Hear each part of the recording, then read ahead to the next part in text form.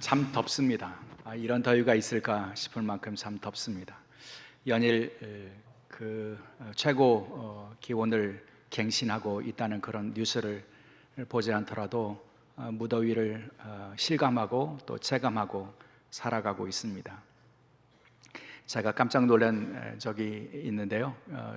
어저께 금요 심야 기도회 마치고 차를 운전해서 가는데요. 심야 기도회 마치고 집에 가는 시간이 한 오후 10시쯤 됩니다. 10시쯤에 그 차량 계기판에 표시되어 있는 그때 온도가 30도인 거예요. 저녁 10시에 30도이면 25도만 넘어도 열대야 이렇게 표현하는데 30도나 되니까 이건 그 저녁에 시원한 바람을 기대하는 사람들에게는 굉장히 실망스러운, 견디기 어려운 그런 더위구나. 제가 정말 그 계기판을 보고 깜짝 놀랐습니다. 여러분, 이 무더위 가운데 지내는 것이 참 어려운 일이고 고통스러운 일인데요. 그러나 생각해 보면 이 무더위가 반가운 부분도 있습니다. 왜냐하면 무더위를 통해서 세상에 있는 많은 만물들이 성장하고 자라기 때문입니다. 그래서 여름은 성장의 계절이다 이렇게 우리가 부르지 않습니까? 무더위가 있기 때문에 곡식들이 자라고요. 무더위가 있기 때문에 그 과수원의 과수들이 자라고요. 그리고 자라기 때문에 꽃을 피우고 열매를 맺게 되죠. 그래서 농부들의 입장에서 생각해 보면 이 무더위가 마냥 나쁘지만은 않겠다 이런 생각이 듭니다. 이 무더위를 통해서 곡식이 자라나고 성장하는 모습을 기뻐하는 마음이 농부의 마음이겠구나 이런 생각이 듭니다. 그런데 여러분, 농부의 마음을 가지고 계신 분이 바로 하나님이시라고 선지자 이사야는 우리에게 전해주고 있죠. 하나님은 농부이신 분, 이스라엘의 농부가 되시는 분이라고 우리에게 전해주지 않습니까? 오늘 이사야서 5장 본문의 말씀에 이렇게 말씀합니다. 나는 내가 사랑하는 자를 위하여 노래하되 내가 사랑하는 자의 포도원을 노래하리라. 내가 사랑하는 자에게 포도원이 있으며 심히 기름진 산대로다. 땅을 파서 돌을 제하고 극상품 포도나무를 심었도다. 그 중에 망대를 세웠고 그 안에 술틀을 팠도다. 좋은 포도 맺기를 바랐더니 들포도를 맺었더라. 여러분, 하나님은 당신의 포도원을 가꾸는 농부이시다 이렇게 선지자는 전해주지 않습니까? 여러분, 포도원을 잘 가꾸고 그리고 농부이신 하나님께서 기대하신 것이 있다는 겁니다. 좋은 포도 맺기를 바랐더니 이렇게 말씀하죠. 여러분, 하나님께서는 좋은 포도 열매를 맺기를 기대하시는 분이라고 말씀합니다. 단지 막연히 기대하신 것이 아니고요. 그 포도원의 포도나무가 좋은 포도 열매를 맺기 위해서 하나님은 당신이 하실 일을 다 하신 분 이렇게 말씀해 줍니다. 여러분, 농부이신 하나님께서는 그 포도원을 가꾸셨다 이렇게 말씀하잖아요. 기름진 산에다가 포도원을 조성한 겁니다. 그 산의 돌들을 제거했겠죠. 그리고 그 거름을 주었겠죠. 그리고 울타리를 만들었겠죠. 망대를 세우고 사나운 짐승들이 그 안에 포도원에 포도 묘목들을 해치지 않을까 살펴보았겠죠. 그리고 그것들로부터 그 포도원의 포도들을 지켰겠죠. 그리고 시간이 지납니다. 꽃이 핍니다. 열매가 맺히기 시작합니다. 그러면 농부는 술틀을 팠다 이렇게 말씀하죠. 이제 포도를 거둘 터인데 그 포도를 가지고 포도주를 만들기를 원하는 마음 가지고 술틀까지 다 팠습니다. 그러니까 농부는 다 자신이 할 일들을 이미 다 한 겁니다. 그리고 이제 마지막으로 기다린 것밖에 없는데 그 기다림은 좋은 포도 열매에 대한 기다림입니다. 좋은 포도 열매가 맺히면 그것을 따서 기쁨으로 포도주를 만들기를 원하셨던 거죠. 그런데 문제는 그 포도나무가 좋은 열매를 맺지 못했다는 겁니다. 들포도를 맺힘이 어찜인고 이렇게 말씀하죠. 여러분, 참 신기합니다. 여러분, 농부는 극상품 포도나무를요 좋은 기름진 산에다가 옮겨 심었고요. 그리고 잘 가꾸었습니다. 그러니 정상적으로 열매를 맺힌다면 좋은 열매를 맺는 것이 마땅하고 당연합니다. 그런데 들포도 열매를 맺었다는 거죠. 이상하다는 겁니다. 여러분, 이것은 이스라엘 백성들을 향한 하나님의 그 섭리 또 기대, 이것을 말씀해 주시지 않습니까? 하나님께서 그렇게 극상품 포도나무를 옮겨 심듯이 이스라엘 백성들을 옮겨 심으셨습니다. 애굽이라고 하는 나라의 노예 생활하고 있었던 그들을 하나님께서 구원하셨고요. 그리고 그들을 가나안 땅에 옮겨 심으셨습니다. 그 옮겨 심으신 다음에는 친히 울타리가 되어 주셨고요, 망대가 되어 주셨고요, 그들을 보호하셨고요, 지켜주셨고요, 그들에게 자양분을 주셨고요, 잘 자라게 하셨습니다. 그리고 이스라엘 백성들에게 기대하신 것이 있는데, 그것은 좋은 포도 열매를, 주님이 기뻐하시는, 주님이 원하시는 거룩한 열매를, 공의의 열매를, 사랑의 열매를 이스라엘답게 맺기를 원하셨다는 거죠. 그런데 그렇게 하지 못했다는 거죠. 여러분, 하나님의 마음을 전하면서 선지자는 하나님께서는 당신이 하셔야 될 일을 다 하셨다, 더 이상 하실 수 없을 만큼 하셨다, 이렇게 말씀해 주시지 않습니까? 본문 4절의 말씀에 이렇게 말씀하세요. 내가 포도원을 위하여 행한 것 외에 무엇을 더할 것이 있으랴? 무엇을 더할 수 있겠느냐? 이렇게 묻고 계십니다. 하나님께서 이스라엘 위해서 하신 것보다 더 하실 수 있는 방법은 없다는 거예요. 더할 나위 없다, 이런 표현을 우리가 흔히 사용하는데요, 하나님 편에서 더할 것이 없을 만큼 이스라엘 위해서 하나님께서는 최선을 다하셨습니다. 사랑을 부어 그들을 보호하셨고 지키셨습니다. 그리고 그들이 하나님 기뻐하시고 기다리시는 좋은 열매를 맺기를, 헤세드의 열매도 맺고 공의의 하나님의 원하시는 공의의 열매도 맺고 거룩하신 하나님을 닮은 거룩의 열매도 맺고 하나님 기뻐하시는 열매를 맺기를 기다리셨다는 거죠. 그런데 열매를 맺지 못했다는 겁니다. 열매 맺는 일에 실패했다는 겁니다. 여러분, 이스라엘 역사가 그것을 증명하지 않습니까? 이스라엘 백성들은 언제나 불순종과 반역의 역사를 반복하는 모습을 보여줍니다.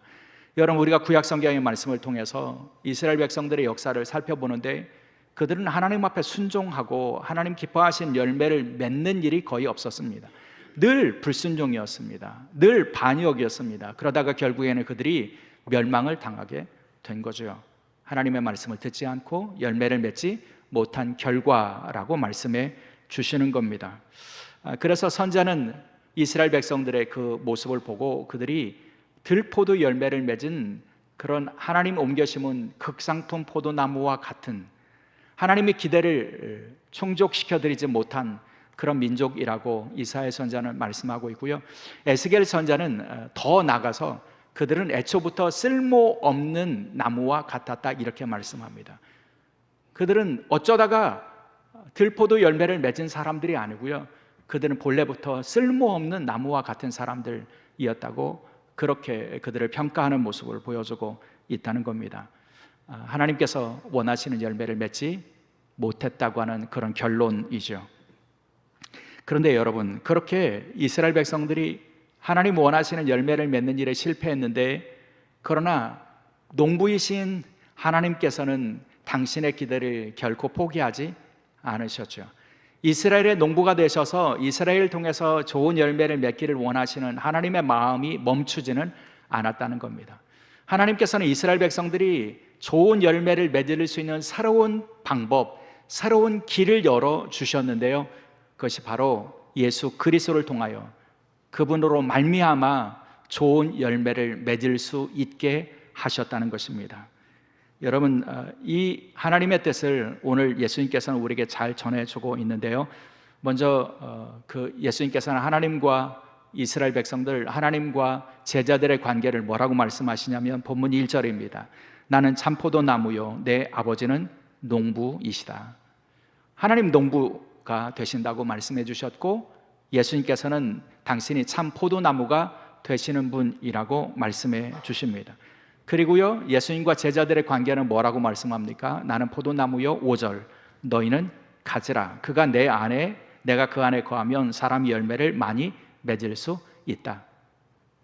여러분, 하나님께서 열어주신 새로운 열매를 풍성히 맺을 수 있는 그 방법, 그 길, 그것은 분명합니다. 하나님은 여전히 농부가 되어주신다고 말씀해 주십니다. 농부로서 더 할 수 없을 만큼 그 포도원과 포도나무를 위하여 정성을 다 하실 것이라고 말씀해 주십니다. 근데 하나님께서 그 포도원에 참 포도나무를 심어주셨는데 그분이 예수님이시라는 거죠. 그리고 그분과 연합한 그분의 가지가 우리가 되면 우리는 그분으로 말미암아 열매를 많이 맺을 수 있다고 말씀해 주십니다. 여러분, 이 말씀을 우리가 주의 깊게 묵상하면서 우리가 기억해야 될 것이 있는데요, 이 포도나무는 이스라엘을 상징하는 나무였다는 겁니다. 구약 성경에 보면 이스라엘을 상징하는 두 나무가 나옵니다. 하나는 포도나무이고요, 하나는 무화과 나무입니다. 많은 열매를 맺는 그 나무들을 이스라엘을 상징으로 사용하시는데요, 근데 예수님께서 뭐라고 말씀하시냐면 내가 참 포도나무이시다, 내가 참 포도나무이다, 이렇게 말씀해 주십니다. 여러분, 예수님께서 이스라엘에게 하나님께서, 농부이신 하나님께서 기대하신 것을 이루어드리는 진짜 이스라엘, 새 이스라엘, 참 이스라엘이 되신다고 말씀해 주시고요, 그래서 농부이신 하나님이 기대하시는 좋은 열매를 맺을 수 있는 분이 바로 당신이라고 말씀해 주십니다. 거기서 그치는 것이 아니라요, 그분을 포도나무로 인정하고 그분에게 연합해서 그분의 가지로 살아가는 사람들이 주님 안에서 열매를 많이 맺을 수 있다고 그렇게 가르쳐 주십니다. 열매를 맺는 방법은 이제는 우리가 각자가 포도나무가 되어서 열매를 맺는 것이 아니라 포도나무이신 주님께 연합하고 그분을 의존하고, 가지가 나무를 의존하듯이요, 여러분, 가지가 나무에게서 수분도 받고요, 그리고 영양분도 받고요, 그래서 자라나고 꽃이 피고 열매를 맺는 것처럼요, 우리가 가지라고 하는 자의식을 가지고 포도나무이신 주님께 연합하여 있을 때에 우리도 열매를 맺는 사람, 주님이 주시는 열매로 말미암아 주님을 닮은 열매를 맺을 수 있는 사람이 될 수 있다고 말씀해 주십니다.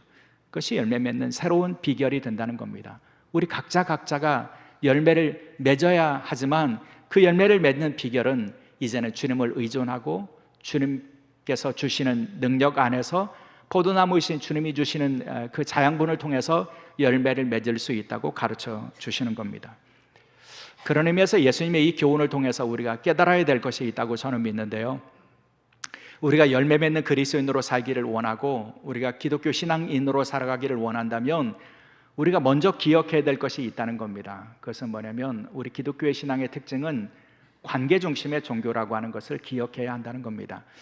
우리는 우리 각자가 어떤 열매를 맺나, 얼마나 좋은 열매를 맺을 수 있나, 우리는 그런 열매를 맺을 수 있는 능력이 있나, 어떻게 하면 우리가 좋은 열매를 맺어서, 선한 열매를 맺어서 하나님께 영광을 돌리나, 우리는 그것을 먼저 생각합니다. 그러나 주님께서 가르쳐 주시는 열매 맺는 비결은 전혀 다릅니다. 너희가 먼저 해야 될 것이 있다, 이렇게 말씀해 주시잖아요. 너희가 먼저 해야 될 것이 있다. 뭐요? 우리가 주님 안에 있어야 한다고요. 주님과의 관계가 맺어져야 한다고 말씀해 주십니다. 주님의 관계가 먼저라고요. 여러분, 기독교 신앙은 우리에게 어떤 의무를 부과하고 계명 중심으로 살아가라고 하는 것을 요구하지 않습니다.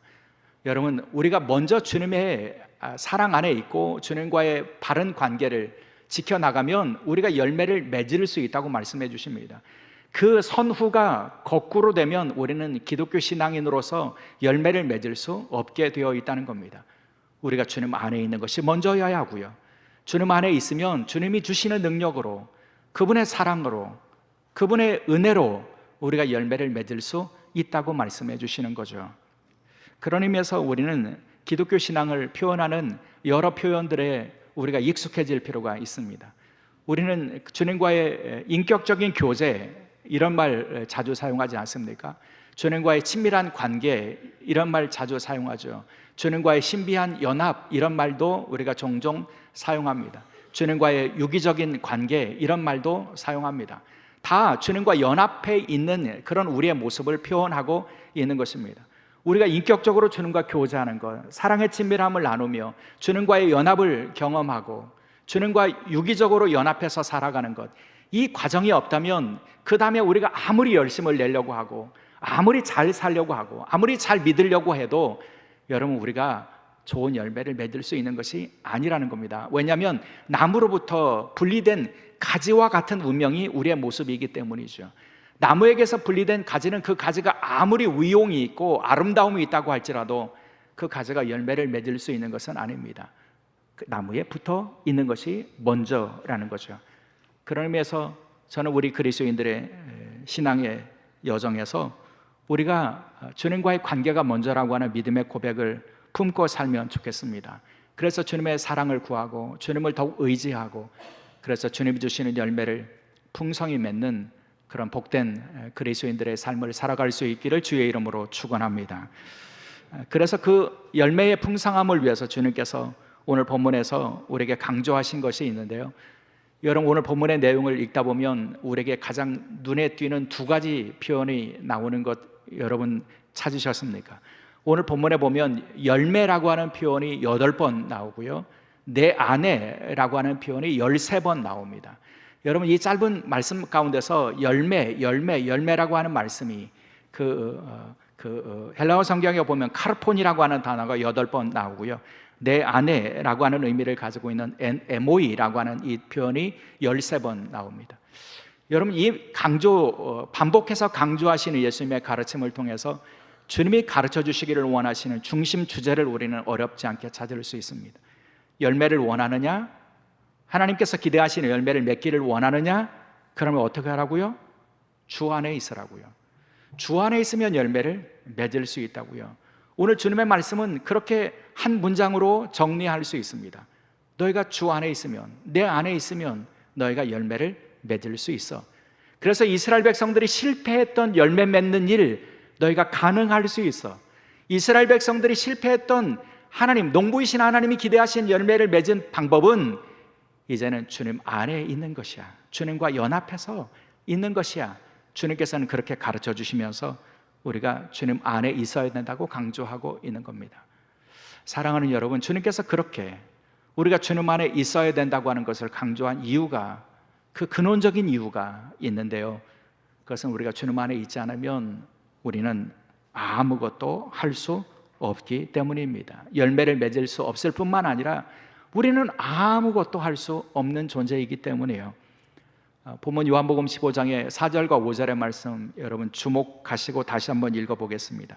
내 안에 거하라, 나도 너희 안에 거하리라. 가지가 포도나무에 붙어 있지 아니하면 스스로 열매를 맺을 수 없음 같이 너희도 내 안에 있지 아니하면 그러하리라. 5절, 나는 포도나무여 너희는 가지라. 그가 내 안에, 내가 그 안에 거하면 사람이 열매를 많이 맺나니 나를 떠나서는 너희가 아무것도 할 수 없습니다. 나를 떠나서는, 나무가 되시는, 포도나무 되시는 주님을 떠나서는 우리는 열매도 맺을 수 없을 뿐만 아니라 아무것도 할 수 없다는 거죠. 언젠가 노예 행사에 간 적이 있는데, 노예 행사의 진행을 맡은 우리 장로님 한 분이 그 시찰별로 이렇게 소개를 하더라고요. 그러면서 어떤 시찰은 참 열심히 단합이 잘 되는 시찰, 또 뭐 억센 시찰, 뭐 이렇게 소개하다가 우리가 속해 있는 북부 시찰을 소개하면서 아무것도 아닌 시찰 이렇게 표현을 하더라고요. 농담 삼아 하시니까 사람들이 폭소로 이렇게 빵 터졌는데요, 생각해 보면 이 말이 별로 좋은 말은 아니에요. 아무것도 아닌 시찰. 근데 제가 그 표현을 이렇게 아무렇지도 않게 웃는 그런 모습을 보면서 그런 생각이 들었어요. 아, 그래, 우리가 본래 아무것도 아닌 존재인데 그 아무것도 아닌 존재라고 하는 것을 인정하면 그 어떤 이야기들도 다 받아들일 수 있겠구나, 이런 생각이 들었어요. 여러분, 주님이 이해하시고 설명하시는 인간의 모습은 뭐냐면요, 우리는 주님 떠나서는 아무것도 아니라는 거예요. 근데 문제는 사람들이 자기가 뭐라도 되는 것처럼 착각한다는 거죠. 가지고 있는 것이 조금이라도 있으면 그 조금이라도 있는 소유가 자신을 특별하게 한다고 생각을 해요. 남들보다 조금만 나은 것이 있으면 그 나은 것에 집중해서 살아가느라고 자신이 별것인 것처럼 그렇게 착각하고 살게 된다는 거예요. 별것도 아닌 것 같은데 권력에 취하고 물질에 취하고 성공에 취하고 이뤄놓은 아주 작은 것 가지고 다른 사람들과는 다른 특권의식을 이야기하고 자신은 대단한 존재인 것처럼 착각하고 산다는 거예요. 그런 사람들의 여러분 공통되는 특징이 있는 것 여러분 아십니까? 그들은 한꺼번에 무너진다는 거예요. 여러분 인간이 언제나 승승장구할 수 없잖아요. 어떤 문제를 경험하고요, 실패를 경험하게 되어 있는데 자신을 특별하게 여기고 살아가는 사람들은 그 순간에 크게 무너집니다. 다시 일어날 힘이 없을 만큼 크게 무너지게 되어 있어요. 왜냐하면 자기 자신을 그렇게 생각하기 때문이에요. 자신은 특별한 존재라고 여기기 때문에 그 작은 실패도 받아들이지 못하게 되어 있고요, 크게 무너진다는 겁니다. 근데 반면에요, 여러분 예수님께서 말씀해 주신 것처럼 너희 나 떠나서는 아무것도 할 수 없어, 나를 떠나서는 너희는 아무것도 아니야. 여러분 이 말씀 그냥 아멘으로 받아들이고, 아 그래 내가 별다를 게 없어, 주님 없으면 아무것도 아니지, 이렇게 받아들이면요 우리는 크게 무너질 일이 없어요. 그리고 도리어 우리가 어떤 문제가 생기고 어떤 고난이 오고 어떤 실패가 오면 우리는 어떻게 반응하냐면, 우리는 크게 무너지는 대신에 아 내가 주님을 더 의지해야 될 때인가 보다, 이렇게 생각한다는 거예요. 아 나에겐 더 주님의 도움이 필요하지, 그래서 주님을 더욱 의지하는 기회로 삼게 되어 있다는 거죠. 여러분 이것이 주님과 연합해서 살아가는 사람들의 특징이에요. 주님 없으면 나는 아무것도 아닙니다 라고 고백할 줄 아는 사람이요, 그런 사람들이 주님을 더 의지하게 되어 있고요, 주님을 의지하는 사람들이 주님이 주시는 능력을, 그 사랑을 덧입게 되어 있고요, 그런 사람들이 풍성한 열매를 맺을 수 있다는 것이죠. 사랑하는 여러분, 우리가 주님을 떠나서는 아무것도 아니라고 하는 믿음의 고백을 새롭게 하실 수 있기를 바랍니다. 그래서 주님을 더욱 의지하며 주님 주시는 능력을 통해서 열매를 맺는 믿음의 종들이 될 수 있기를 주의 이름으로 축원합니다. 그렇다면 여러분, 우리가 주님 안에서 산다는 것은 어떤 의미가 있을까요? 주님은 내 안에 거하라 이렇게 말씀해 주시는데요, 여러분 주님이 말씀해 주시는 내 안에 거하라, 주님 안에 거한다는 것은 어떤 의미를 가지고 있을까요? 본문에 보면 주님은 두 가지로 말씀해 주십니다. 우리가 주님 안에 거하는 비결은 첫째로는 주님의 사랑 안에 거하라는 거예요. 오늘 본문 9절의 말씀에 이렇게 말씀하죠. 아버지께서 나를 사랑하신 것 같이 나도 너희를 사랑하였으니 나의 사랑 안에 거하라. 여러분 우리가 주님 안에 거한다고 하는 것은 다른 것이 아니고요, 주님의 사랑 안에 거한다는 거예요. 주님의 사랑을 인정하고요, 받아들이고요, 그래서 그 사랑을 의지하고요, 그리고 갈구하고요, 그 사랑 안에 머무는 사람들이 되어야 한다는 거죠. 성경은 우리 주님의 사랑이 얼마나 위대한지를 말씀해 주시잖아요. 우리를 향하여 끝까지 사랑하시는 분이시다, 그렇게 말씀해 주세요. 주님 당신의 생명을 대속의 제물로 내어주시기까지 우리를 사랑하시는 분이시다. 여러분 당신의 생명을 내어주시기까지 사랑하시는 사랑보다 더 완전한 사랑은 어디에 있어요? 여러분 생명을 내어주시는 사랑보다 더 큰 사랑을 우리가 어떻게 표현할 수 있어요? 주님은 그렇게 우리를 사랑하셨다는 거예요. 아버지께서 나를 사랑하신 것 같이 내가 그렇게 사랑했으니 너희가 할 일이 있다 말씀해 주시죠. 그 사랑 안에 거하는 것이다, 이렇게 말씀해 주십니다. 여러분 그 사랑 안에 거한다는 것이 왜 중요할까요? 주님의 사랑 안에 거할 때에, 그리고 주님의 사랑을 깨달을 때에 우리 속에서 감격이 생겨나고 기쁨이 솟아나는 것을 경험하기 때문입니다. 여러분 주님의 사랑의 음성을 듣고 그 사랑을 깨닫고, 그래서 주님의 사랑을 의지하고 그 사랑을 구하고 그 사랑 안에 거하는 사람들은요, 나를 향하신 주님의 사랑이 얼마나 놀라운지를 깨닫게 되고 그 주님 앞에서 감격하게 되어 있다는 거죠.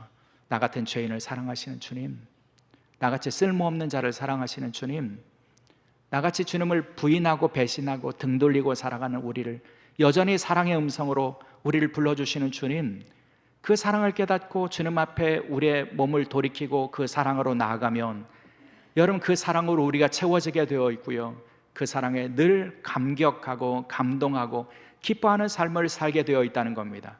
그런 사람들이 누구라고요? 풍성한 사람이라고요.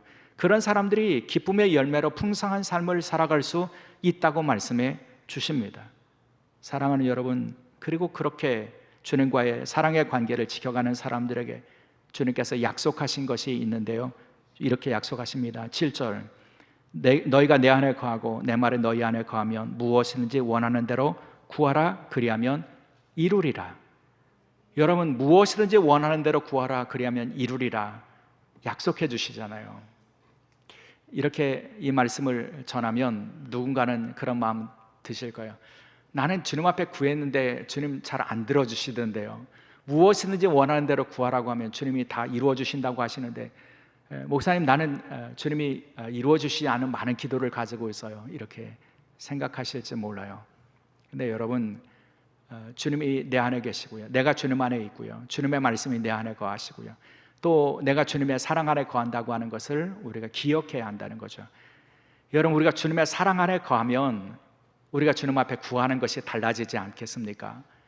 주님의 그 완전한 사랑, 십자가의 사랑, 죽음도 끊을 수 없는 그 놀라운 사랑, 그 사랑을 깨닫고도 세상의 사람들처럼 똑같이 구하고 세상의 사람들이 좋아하는 것을 똑같이 좋아하고, 여러분, 그래서 그것이 전부인 줄 알면서 그것을 구한다면 여러분, 그들은 주님의 사랑 안에 있는 사람이 아니에요.